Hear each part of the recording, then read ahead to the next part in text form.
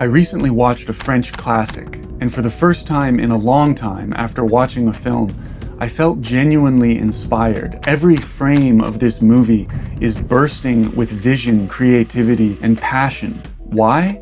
Because the filmmakers were really trying to say something important. And 30 years later, the film still resonates deeply. The French classic I'm talking about is La Haine, The Hate. The movie is based on real events and centers around three boys from a rough neighborhood in Paris, Hubert, Vincent, and Saïd. We follow them for a day in the aftermath of rioting after one of their peers was murdered by a police officer. Something truly striking about this movie is that you don't need to speak the language to understand what it's saying and to feel its impact.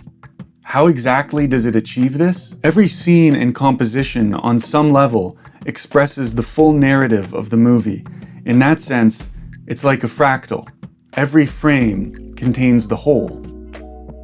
The boys are constantly arranged in triangular blocking to express the tension between how each of them thinks they should respond to this act of violence.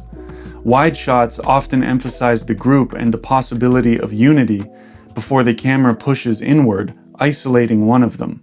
The camera is always reinforcing the tension between the collective and the individual, between brotherhood and isolation, between fragmentation and unity. Vincent believes violence should be answered with violence and wants to use a gun they found to kill a police officer in retaliation for what has been done. Hubert warns against this because hate only breeds hate. Saïd often stands in the center, mediating between the two and representing a hope for unity. This is expressed in the film when he changes a letter in an advertisement to alter its meaning. Le monde est à vous, the world is yours. When Saïd spray paints it, it reads, Le monde est à nous, the world is ours. Then we have the decision to shoot this film in black and white, and it is not merely an aesthetic choice.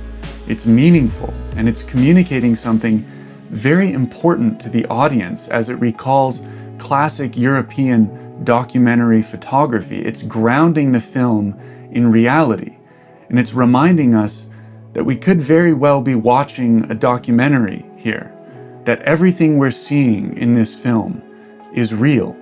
Throughout the film, we see the struggles of each of the boys, and we see the tension between them. But we also see how their friendship is supportive and even tender at times. But most importantly, we see that their friendship is necessary for survival. And that is where the ultimate message and the paradox of the film is found.